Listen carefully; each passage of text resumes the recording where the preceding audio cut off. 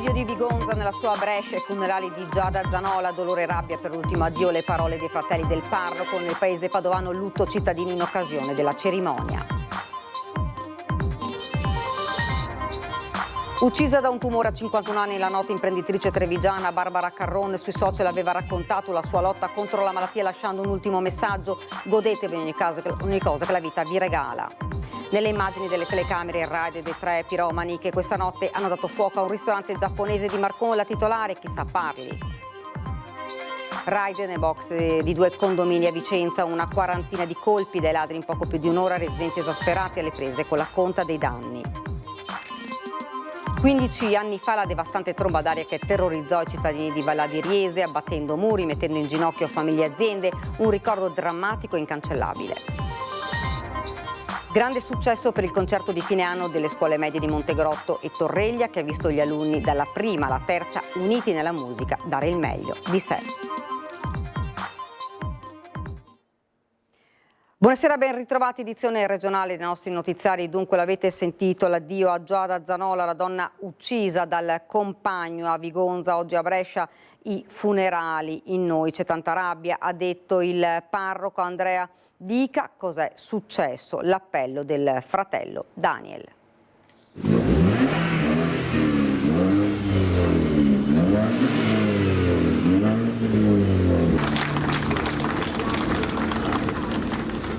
È il frastuono dei motori delle auto tuning modificate, sua grande passione, ad accogliere sul sagrato della chiesa di Folzano Giada Zanola, la giovane mamma morta a Vigonza dopo essere precipitata dal cavalcavia sulla 4, probabilmente spinta dal compagno Andrea Favero, ora in carcere con l'accusa di omicidio. Un rumore assordante che però non riempie nemmeno in parte il vuoto lancinante lasciato in familiari e amici. Daniel, fratello di Giada, soppesa le parole, non giudica ma chiede la verità. Io volevo bene Andrea e voglio ancora bene Andrea.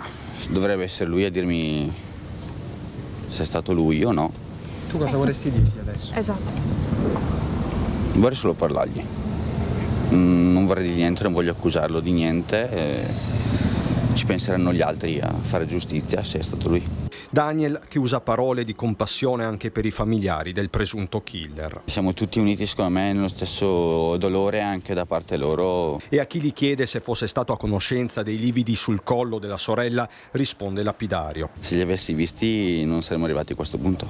Ai funerali anche il sindaco di Vigonza Gian Maria Boscaro e la prima cittadina di Brescia Laura Castelletti, sul petto di tutti un fiocchetto rosso, ormai simbolo della lotta alla violenza di genere. Dentro di noi c'è tanta rabbia, ti abbiamo visto crescere e oggi ci sentiamo persi, ha detto Don Sergio, e persa si sente la sorella Federica che con Daniel ha sostenuto Papagino anche all'uscita del feretro. Era dolcissima e mi manca tanto, è un dolore fortissimo, è comunque una perdita indipendentemente da tutto, fa male.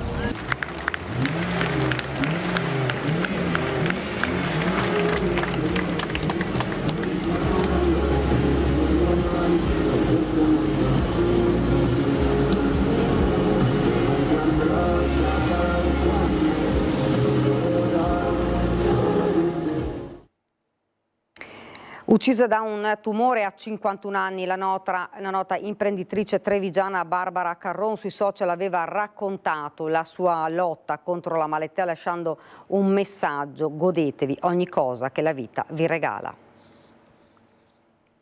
Quando ho saputo della mia malattia è stato l'inizio di un viaggio, la paura e la scoperta di una me che non conoscevo. L'universo toglie e restituisce. Credo che la vita si regga su questo equilibrio, dare e avere. Ho dato un senso a ciò che mi era successo e ho ricevuto tanto amore. Questo è l'ultimo post che appare sulla pagina Facebook di Barbara Carron, scritto dalla sorella. Lei ci teneva, si legge. Questo è il suo pensiero 5 mesi prima della recidiva, che purtroppo ci ha tolto troppo presto la sua anima bella. Riposa in pace, sister. Un messaggio al quale se ne accompagnano tanti altri di cordoglio per la scomparsa dell'imprenditrice trevigiana spentasi alla casa dei Gelsi dove era ricoverata da qualche giorno. 51 anni, di Asolo, Barbara era consigliera delegata e legale rappresentante del gruppo Carron, una delle più importanti aziende italiane nel settore edilizio di San Zenone degli Ezzelini. Dal 2008 al 2012 era stata vicepresidente del Calcio Padova, conquistando una promozione in Serie B nella finale di Busto Arsizio. Oggi il sito della squadra biancoscudata salutata e listato a lutto. Sulla home page una foto di Barbara Carron e un ciao Lady B. L'imprenditrice qualche anno fa aveva affrontato e superato una prima battaglia contro il tumore al seno, poi lo scorso ottobre la comparsa di una recidiva. Da un paio di giorni ho ricevuto la notizia che non avrei mai voluto sentire, ma che in verità sentivo che era nell'aria. Sapevo che c'era qualcosa di pesante in arrivo, perché le cose, quelle importanti, uno se le sente. Dopo così poco tempo però no, speravo mi lasciasse respirare un po' di più, qualche anno almeno, il tempo di realizzare la meta di un sogno, scriveva Barbara dopo la diagnosi sulla sua pagina Facebook, che da quel momento divenne una sorta di diario nel quale l'imprenditrice iniziò a raccontare la sua lotta contro la malattia, le notti insonni, la stanchezza, le cure, senza però mai piangersi addosso, anzi mostrandosi sempre sorridente, dimostrando una grande forza e voglia di vivere. Amo la vita più di quanto non l'abbia amata in questi 51 anni, scriveva nel post in cui raccontava l'ultimo ciclo di chemioterapia. In molti messaggi scriveva la parola fortuna o esprimeva la sua gratitudine per quello che aveva, per l'affetto di chi le stava vicino. Il suo ultimo post è datato 25 maggio. Godetevi ogni singola cosa che la vita vi regala, non rimandate mai nulla, non pensate di avere tempo in eterno perché non è così, vi sbagliate. Pensiamo che tutto torni, che di tempo ce ne sia in abbondanza, non è così.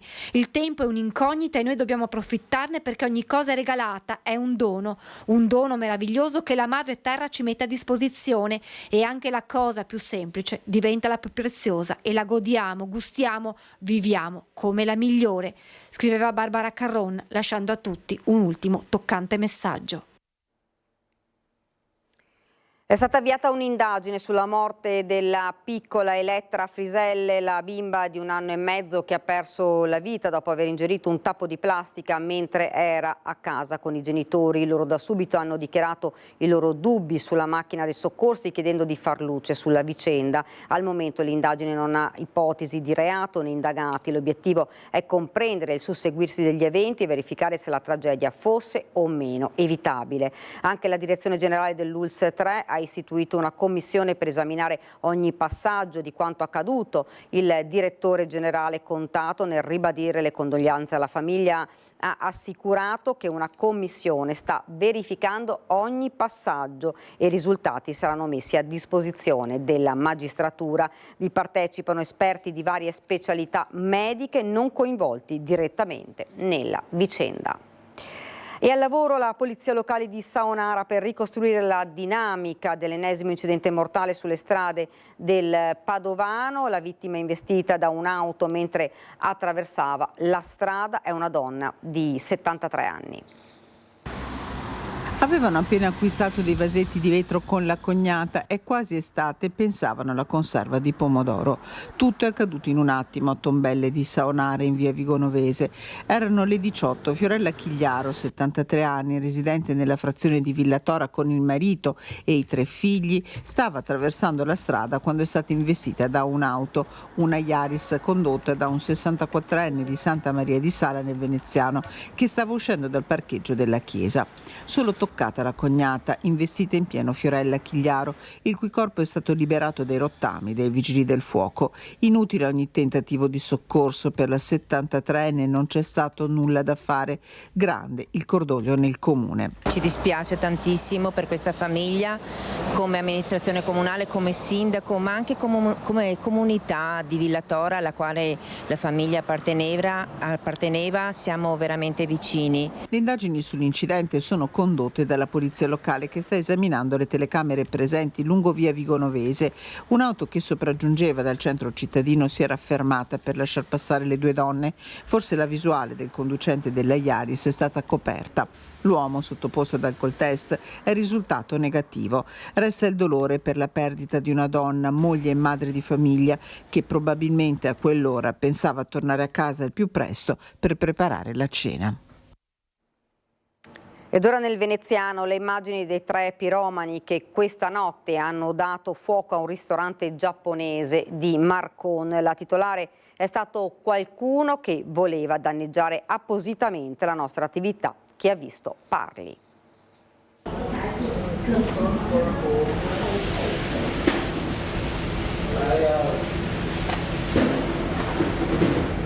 Guarda, ci ha fatto, guarda. Adesso stanno andando via? Sì. Eccoli, in 3. Mentre col volto coperto gettano un liquido infiammabile all'esterno del ristorante Fusion Lumi in via Mattei a Marcon. Attendono che le fiamme divampino e iniziano a girare la scena con il cellulare. Sono le 2:20. Le immagini immortalate dalle telecamere di videosorveglianza non lasciano dubbi, come racconta la titolare. Si vede bene che sono passati, ha fatto un atto vandalico, ecco, ha fatto apposta, hanno buttato del liquido e poi acceso il fuoco. Io non so se l'hanno fatto perché devono dimostrare che hanno fatto il loro dovere, nel senso il loro lavoro, per prendere soldi, oppure perché per mettere online, per avere like, non so, adesso sai c'è di tutto, non sappiamo. Una volta appiccato il fuoco, i 3 sono fuggiti senza correre, probabilmente per non dare nell'occhio, attraversando la strada e facendo perdere le proprie tracce. Forse c'era un'auto ad attenderli. Non una bravata, secondo la titolare, ma un'azione con uno scopo preciso. È stato qualcuno che insomma voleva farci del male, ecco, evidente. Io penso del concorrente, magari dall'invidia o perché lavoriamo bene. A chiamare i soccorsi una persona, ripresa dalle telecamere, che si è fermata per vedere cosa stava accadendo. Se aspettava di più, praticamente non c'è neanche più il locale qua. L'interno infatti non ha subito danni di rilievo, circa 40.000 invece quelli provocati all'esterno, e mentre i carabinieri indagano, la titolare lancia un appello. Se magari qualcuno vede che qualcuno ha posto il video, si riesce a capire, che ci dà magari qualche indizio, che chiama i carabinieri di Marcon perché sta facendo l'indagine. La volontà è quella di riaprire entro un paio di giorni, nella speranza che i 3 responsabili vengano presi al più presto.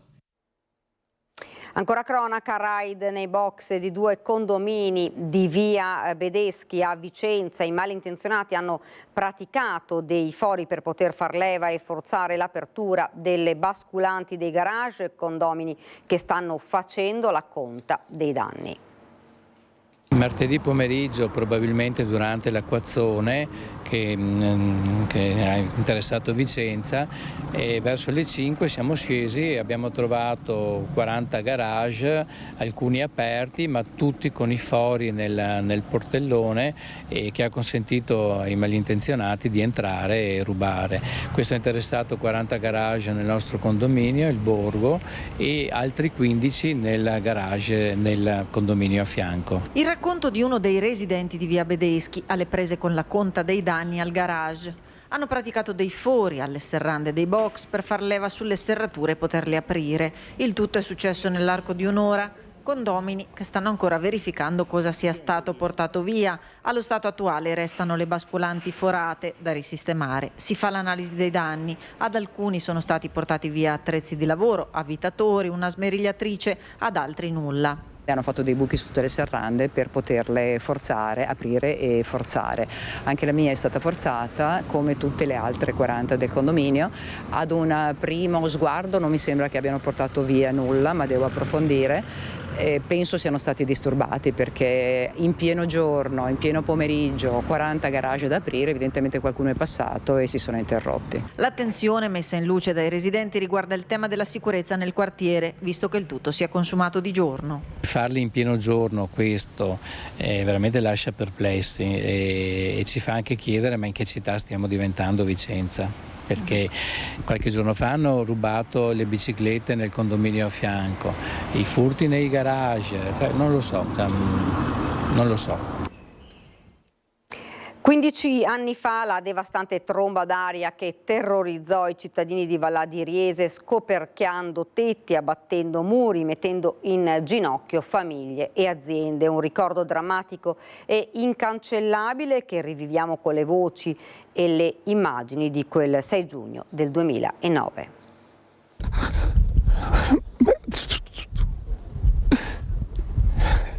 Una grande vita, tutto intero, Un sabato drammatico, quello in cui a Vallà di Riese Pio X si scatenò l'inferno. Erano le 3 di pomeriggio e una tromba d'aria in pochi minuti devastò, abbatté tutto quello che trovò sul suo passaggio. Edifici, automobili, alberi. Sono trascorsi 15 anni da quel 6 giugno 2009. Una forte pioggia e poi raffiche di vento di violenza mai vista sorpresero la popolazione e solo per miracolo nessuno restò vittima della furia del cielo.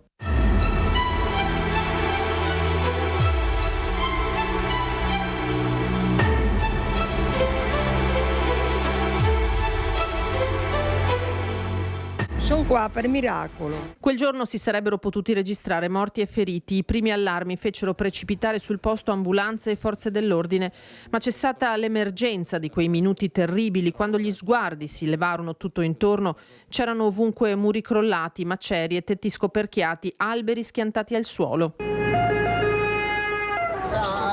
Devi dire di tutto che girava attorno. Io sono subito sul camion e ho visto il Matteo.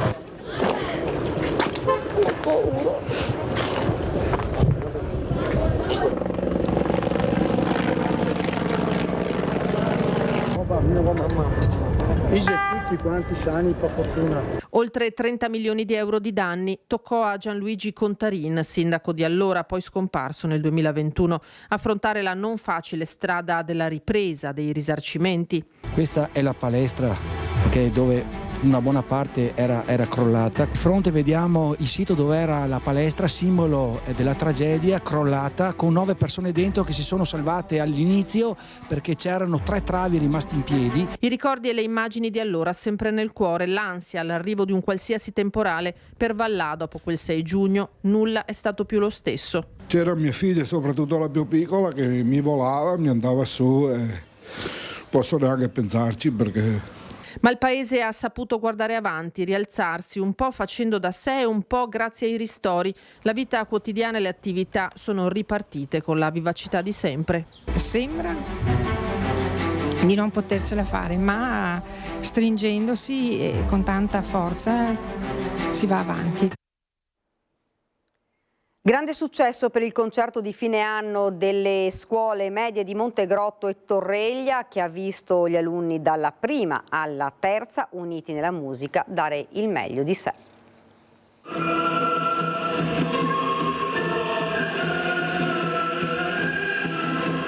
Sono state le classi prime delle scuole medie Facciolati e Vivaldi di Torreglia e Montegrotto ad aprire il concerto di fine anno al Palaberta con il brano The Conquest of Paradise, colonna sonora dell'omonimo film. Un progetto frutto di impegno e lavoro per i 500 ragazzi dei 2 istituti che per il secondo anno si sono messi alla prova con i loro strumenti davanti a oltre 2000 spettatori. Un'idea che è nata durante il Covid perché volevamo fare un progetto per i ragazzi che stavano a casa, era più semplice unire 2 plessi e l'abbiamo fatto in video. Poi finito questa esperienza Covid, che per tutti è stata anche complessa, abbiamo detto perché non riproporla dal vivo, era una sfida.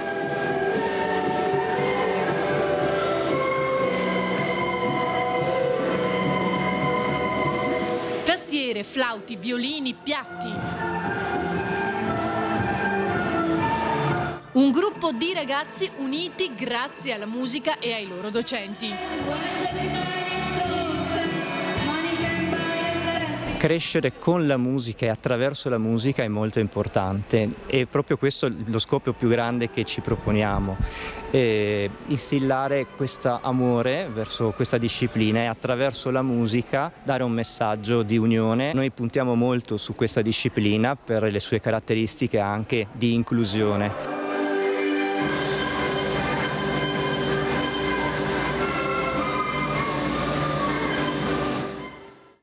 Ed è tutto, ora la sigla, poi le previsioni del tempo. Grazie davvero per averci seguito, arrivederci.